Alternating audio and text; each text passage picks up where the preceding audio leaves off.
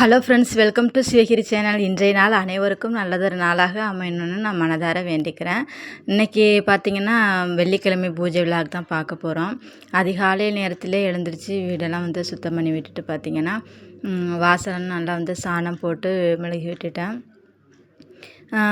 வீடு ஃபுல்லும் பார்த்திங்கன்னா நைட்டு கிச்சன் எல்லாமே நல்லா க்ளீன் பண்ணி விட்டாச்சு. வெளியில் ஹால் ஃபுல்லுமே காலையில் எழுந்திரிச்சு தான் சுத்தம் பண்ணேன். இன்றைக்கி பார்த்திங்கன்னா ஒரு 4 மணிக்கெலாம் எழுந்திரிச்சிட்டேன் எல்லா வேலையுமே பார்க்குறதுக்காக.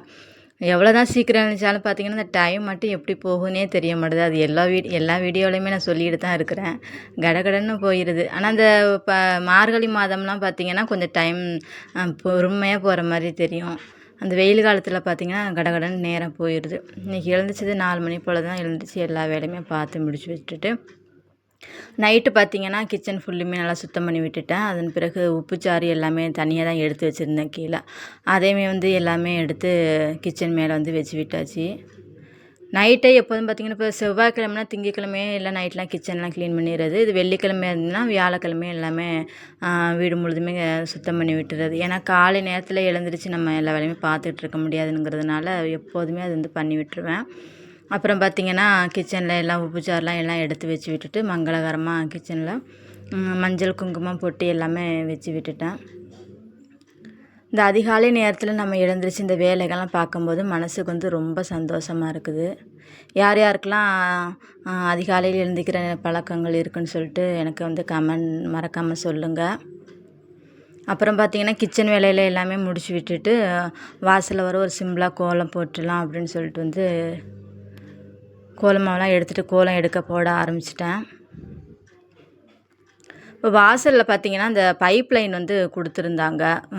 ரோடுலாம் எல்லாமே பைப் லைன் கொடுக்கும்போது பார்த்திங்கன்னா அந்த வாசலில் உள்ள எல்லாத்தையுமே தரை எல்லாத்தையுமே எடுத்து விட்டுட்டாங்க. அதனால் சும்மா கடப்பாக்கல் தான் போட்டு சாணம்லாம் போட்டுக்கிறது. கோலம் போடுறதுக்கு கொஞ்சம் சிரமமாக தான் இருக்கும். அது சரியில்லாத மாதிரி அங்கிட்டு இங்கிட்டுமா கல் தட்டுப்பட்டுகிட்டே இருக்கும். அது கொஞ்சம் போடணும்னு எனக்கு ரொம்ப நாள் ஆசை. கொஞ்சம் பட்ஜெட் ப்ராப்ளம் இருக்கிறதுனால அப்படியே தள்ளி போயிட்டே இருக்குது. அது எப்போதுமே வாசல் கொஞ்சம் நல்லா இருந்தால் தான் நல்லா தெரியும் கோலம் போடுறதுக்கு. பார்ப்போம் கிடைக்கும்போது வாசல் நல்லா போட்டு விட்டணும். அது தனியாக வாசல் மட்டும் நம்ம தரை போடுற மாதிரி இருந்தால் பரவாயில்ல. அது தண்ணி ஓடுற இடத்துல பைப் லைன் கொடுத்து தான் அதன் மேலே தரை போடுற மாதிரி இருக்கும். அதனால் அப்படியே விட்டாச்சு. சரி காசு கிடைக்கும்போது போட்டுக்கலாம் அப்படின்னு சொல்லிட்டு கடப்பாக்கல்லை போட்டு தான் அது மேலே கோலம் போட்டு விட்டுருக்கிறது. இன்றைக்கி பார்த்திங்கன்னா சிம்பிளான ஒரு கோலம் தான் போட்டு விட்டேன். எப்போதுமே நம்ம அதிகாலையில் எழுந்திரிச்சு இந்த மாதிரி வேலைகள்லாம் நம்ம செய்யும் பொழுது மனசுக்கு ரொம்ப சந்தோஷமாக இருக்கும். இது அடிக்கடி நான் எல்லா வீடியோலுமே சொல்கிறது தான். அது நம்ம பேச்சு வார்த்தைக்கு சொல்லிடலாம். நம்ம காலையிலே எழுந்திரிச்சு இந்த வேலையெல்லாம் பார்க்குறோம் அப்படின்னு சொல்லிட்டு. உண்மையாகவே பார்த்திங்கன்னா ரொம்ப ஒரு பாசிட்டிவ் வைப்ரேஷனாக இருக்கும். அது என்னோடய வாழ்க்கையில் நான் அனுபவிச்சிருக்கேன். இப்போ உள்ள காலத்தில் நம்ம பணம் காசு இல்லாமல் கூட வாழ்ந்துடலாம். ஆனால் கஷ்டங்கிறது பார்த்திங்கன்னா எல்லாருக்குமே இருக்கக்கூடிய ஒரு விஷயமாக தான் இருக்குது. அதை நம்ம எப்படி சமாளிக்கலாம் அப்படிங்கிறது இந்த அதிகாலை நேரத்தில் நம்ம எழுந்திரிச்சு செய்கிற வேலை மூலயமா நம்ம நிறையா கற்றுக்கலாம். ஏன்னா அந்த டைமில் மைண்ட் ரொம்ப ரிலாக்ஸாக இருக்கும். ஏதாவது ஒரு பிரச்சனை இருந்தால் கூட அந்த நேரத்தில் நம்ம இது இப்படி செஞ்சால் சமாளிச்சிடலாம் அப்படின்னு சொல்லிட்டு ஒரு தீர்வு கிடைக்கும் அந்த நேரத்தில் நம்ம எழுந்திரிச்சு செய்யும் பொழுது. இப்போ நம்ம பெண்கள் இல்லத்தரசி வீட்டில் வேலை பார்க்குறவங்களா இருந்திங்கன்னா நம்ம அதிகாலை நேரத்தில் எழுந்திரிச்சு நம்மளோட காலை பொழுது வேலைகள் எல்லாமே அந்த நேரத்தில் முடிச்சுட்டு கொஞ்சம் நம்ம ஃப்ரீயாக ரிலாக்ஸாக அப்புறம் பார்க்குற மதியம் சமையல் வேலைகள்லாம் முடிச்சுக்கலாம். இதே ஆஃபீஸ் போகிறவங்களா இருந்தீங்கன்னா ஆஃபீஸ் ஒர்க்கில் கொஞ்சம் டென்ஷனாக இருக்கும். இதை எப்படி பண்ணலாம் அப்படின்னு சொல்லிட்டு யோசிப்பீங்களா? அதெல்லாம் நம்ம அதிகாலை நேரத்தில் எழுந்திரிச்சு அந்த ஒரு விஷயத்தை நம்ம யோசிக்கும் பொழுது பார்த்திங்கன்னா நல்ல ஒரு ரிசல்ட்டை தான் நமக்கு கொடுக்கும். அதனால் முடிஞ்ச அளவுக்கு பார்த்திங்கன்னா நம்ம எல்லாருமே அதிகாலையில் நேரத்தில் எழுந்திரிச்சு பழகுவோம். அது கொஞ்சம் ஆரம்பத்தில் கொஞ்சம் கஷ்டமாக தான் இருக்கும். அப்படியே நம்ம எழுந்திரிச்சு பழகிட்டோம்னா அப்புறம் அதை விடுறதுக்கே நமக்கு மனசு வராது. அந்த டைம் பார்த்திங்கன்னா நம்ம எழுந்திக்கலனாலும் கரெக்டாக அந்த முழிப்பு வந்துடும். ரொம்ப நல்லாயிருக்கும். அந்த நேரத்தில் எழுந்திரிச்சு நம்ம குளிச்சுட்டு ஒரு விளக்கு வச்சு நம்மளுடைய வேண்டுதல்கள்லாம் வைக்கும் பொழுது மனசுக்கு ரொம்ப சந்தோஷமாக இருக்கும். நான் இப்போ பார்த்திங்கன்னா கிட்டத்தட்ட தம்பி பிறந்த பிறகு இப்போ 1.5 வருஷமாக பார்த்திங்கன்னா அதிகாலை நேரத்தில் எழுந்திரிச்சுவேன். அதுக்கு முன்னாடியுமே எழுந்திக்கிற பழக்கம்லாம் இருக்குது. அப்புறம் தம்பி கன்சீவாக இருக்கிற டைம்லலாம் பார்த்திங்கன்னா கொஞ்சம் டயர்டாக இருக்கும். எழுந்திரிக்கும் பொழுது 7 மணி 8 மணி போலலாம் ஆயிரும் சில நேரங்கள்லலாம். அப்போ வந்து ரொம்ப ஸ்ட்ரெஸ்ஸாக தெரியும். நாளுமே நம்ம சமைக்கணும், அப்புறம் இப்போ பிள்ளைங்களையும் பார்த்துக்கணும், பாப்பா இருப்பாங்க அவங்களையும் பார்த்துக்கணும் அப்படிங்கிற பொழுது ரொம்ப ஒரு ஸ்ட்ரெஸ்ஸாக இருந்தது. எப்போ நான் அந்த அதிகாலையில் ஒரு 4 மணிக்கெலாம் எழுந்து அரைக்க ஆரம்பிச்சேன்னா, வீட்டில் எவ்வளோ ஒரு கஷ்டங்கள் இருந்தாலும் சரி அதை வந்து நம்ம சமாளிச்சுக்கலாம் அப்படின்னு சொல்லிட்டு ஒரு எண்ணம் வந்து எப்போதுமே மனசுக்குள்ளே வந்து வந்துடும். மைண்டுமே ரொம்ப ரிலாக்ஸாக இருக்கும். நீங்கள் ட்ரை பண்ணி பாருங்கள். அதிகாலை நேரத்தில் வந்து எல்லா பெண்களுமே எழுந்திரிச்சு பழக்கினோம்னா ரொம்ப நல்லது. குடும்பத்துக்குமே நல்லது, நமக்குமே நல்லது. இப்போ பார்த்தீங்கன்னா எல்லா வேலையுமே காலையிலலாம் கோலம்லாம் போட்டு முடிச்சுட்டேன். சிம்பிளாக எனக்கு தெரிஞ்ச அளவுக்கு போட்டு விட்டுட்டு, துளசி மாடம் வந்து பார்த்திங்கன்னா துளசி செடி இல்லாமல் இருந்துச்சு. அப்புறம் ஒரு செடி தான் வாங்கிட்டு வர சொல்லியிருந்தேன்.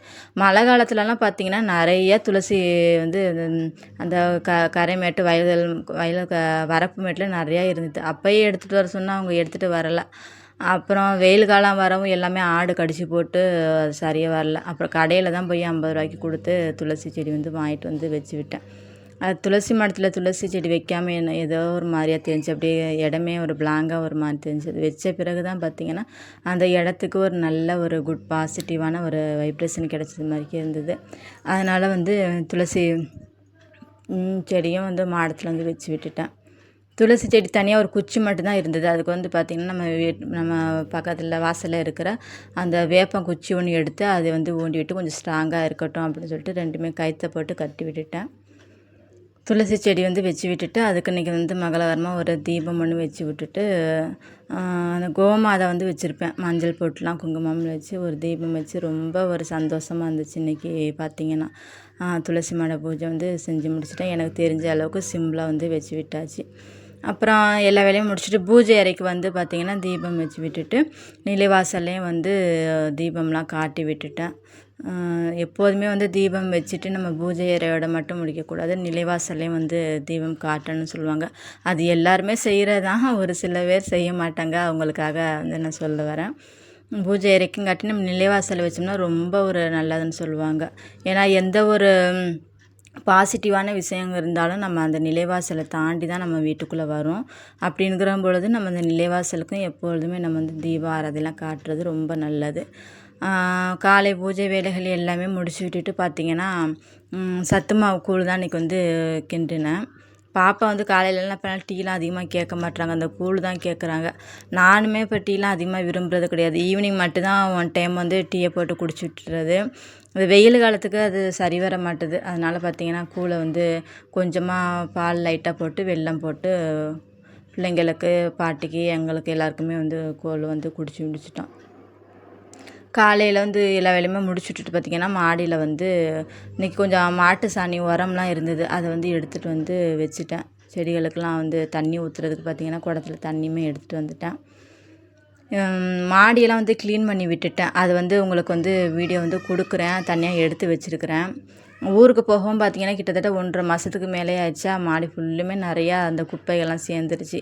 அந்த மரத்துலேருந்து கொட்டுற இலைகள் எல்லாமே சேர்ந்துருந்தது. அப்புறம் கத்தரிக்காயுமே ரொம்ப பழுத்து போயிருந்தது. அதுவுமே எல்லாமே க்ளீன் பண்ணி விட்டுட்டு தனியாக வீடு வச்சுருக்கிறேன். அது உங்களுக்கு வந்து கொடுக்குறேன். அப்புறம் வந்து மாடியில் வந்து எல்லா செடிகளுக்கு தண்ணியெல்லாம் ஊற்றி விட்டுட்டு பார்த்திங்கன்னா கொஞ்சம் பச்சை மிளகாய் வந்து எடுத்துகிட்டு வந்தேன். இன்றைக்கி வந்து கீரை போட்டு சாம்பார் தான் செய்ய போகிறேன். அதனால் வந்து நம்ம தோட்டத்துலேருந்து ஒரு 4-5 பச்சை மிளகாய் மட்டும் எடுத்துகிட்டு வந்தேன். சரி, அது மாடி தோட்டம் க்ளீன் பண்ணும்போது எல்லாம் எடுத்துக்கலாம் அப்படின்னு சொல்லிட்டு இன்றைக்கி சமையலுக்கு தேவையான ஒரு பச்சை மிளகாய் மட்டும் 4-5 பச்சை மிளகாய் எடுத்துகிட்டு வந்தாச்சு. இன்றைக்கி பார்த்திங்கன்னா ஒரு கீரை போட்டு சாம்பார் தான் வந்து தாளித்து விட்டுலாம் அப்படின்னு சொல்லிட்டு வந்து ரெடி பண்ணிகிட்ருக்கிறேன்.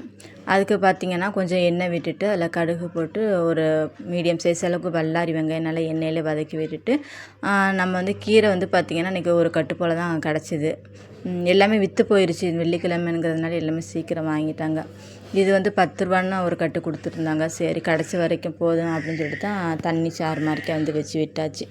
கீரையை போட்டு நல்லா வதக்கி விட்டுட்டு அதிலே பார்த்திங்கன்னா சாம்பார் வந்து பருப்பு வந்து ஒரு 100 கிராம் அளவுக்கு வந்து துவரம் பருப்பு எடுத்து அதில் கொஞ்சம் தக்காளி, பூண்டு, ஒரு லைட்டாக வந்து வெங்காயம், ஒரு சின்ன சைஸ் அளவுக்கு வந்து வெங்காயம், கொஞ்சம் உப்பு, மஞ்சத்தூள், எண்ணெய் போட்டு நல்லா ஒரு 2 விசில் வந்து எப்போதுமே விட்டுருவேன். பார்த்திங்கன்னா சூப்பராக வந்து சாஃப்டாக வெந்துடும். நல்லா மணமாகவும் இருக்கும். நம்ம அப்படியே அந்த பூண்டெல்லாம் போட்டு நல்லா வந்து வேக வைக்கும் பொழுது. நல்லா வெந்த பிறகு பார்த்திங்கன்னா அந்த கீரையில் வந்து நல்லா போட்டு நம்ம அப்படியே மிக்ஸ் பண்ணி நல்லா கிண்டி விட்டுற வேண்டியதான். கடைசியில் பார்த்திங்கன்னா கொஞ்சமாக கடுகு, காய்ந்த மிளகாய், பெருங்காயம் போட்டு நல்லா தாளித்து விட்டுட்டோம்னா சூப்பரான கீரை சாம்பார் வந்து ரெடி ஆகிரும். அதற்கு வந்து பார்த்திங்கன்னா தேங்காயும் வந்து ஒரு 1/4 மூடி அளவுக்கு அதில் கொஞ்சமாக லைட்டாக ஜீரகம், சோம்பு, மஞ்சள்தூள் போட்டு நம்ம மிக்ஸியில் சாஃப்டாக அரைச்சி அந்த கீரையிலையும் போட்டு விட்ட பிறகு அதன் பிறகு தாளித்து விட்டுட்டோம்னா ரொம்ப டேஸ்ட்டாக இருக்கும். நீங்கள் உங்கள் வீட்டில் கீரை சாம்பார் வந்து எப்படி வைப்பீங்க அப்படின்னு சொல்லிட்டு எனக்கு கமெண்டில் வந்து சொல்லுங்கள். அதற்கு பார்த்திங்கன்னா கொஞ்சமாக ஒரு 2, 3 உருளைக்கிழங்கு கிடந்துச்சு மீடியம் சைஸ் அளவுக்கு, அதை வந்து ஃப்ரை பண்ணி விட்டுக்கிட்டேன். எப்போதுமே சமையல் பார்த்திங்கன்னா நான் வந்து சிம்பிளாக தான் பண்ணுறது. முடிஞ்ச அளவுக்கு ரொம்ப அதிகமான சைடிஷ்லாம் எடுத்துக்கிறது கிடையாது. இப்போ சாம்பார் வச்சா ஒரு உருளைக்கிழங்கு, ஒரு அப்பளம் அவ்வளோதான். ஏன்னா ஒரு வேளை தான் நம்ம மதியம் வந்து சாப்பாடு எடுத்துப்போம். நைட்டு வந்து டிஃபன், இட்லி, தோசை ஏதாச்சும் போடும் அப்படிங்கிற பொழுது ரொம்ப அதிகமான சைடிஷ்லாம் எதுவுமே செய்கிறது கிடையாது. இப்போ 4 பேர் இருக்கிறோம்னா, இப்போ நான் எங்கள் வீட்டில், அப்புறம் எங்கள் தாத்தா பாட்டினா எங்கள் மாமனார் மாமியார், அவங்கள தான் தாத்தா பாட்டின்னு சொல்லுவேன். தெரியாதனால உங்களுக்கு வந்து சொல்லிக்கிறேன். இப்போ 4 பேர், அப்புறம் 2 குழந்தைங்களுக்கு வந்து இந்த சாப்பாடு வந்து கரெக்டான அளவு இருக்கும். எக்ஸ்ட்ரா யாராவது வந்தாலும் கூட அவங்களுக்கும் சாப்பாடு வந்து இருக்கும். இன்றைக்கி பார்த்திங்கன்னா சூப்பரான சமையல் வந்து என்னோடய சமையல் வந்து முடிச்சிட்டேன். காலை வேலைகள் வந்து எனக்கு விலாகாக கொடுத்துருந்தேன். வீடியோ பிடிச்சிருந்துச்சின்னா மறக்காமல் ஒரு லைக் பண்ணுங்கள். நம்ம சேனலை புதுசாக பார்க்குறவங்களா இருந்தீங்கன்னா சேனல் வந்து சப்ஸ்கிரைப் பண்ணிவிட்டு பாருங்கள். வீடியோ பார்த்த அனைவருக்கும் என்னுடைய நன்றியை தெரிவித்துக் கொள்கின்றேன். நன்றி, வணக்கம்.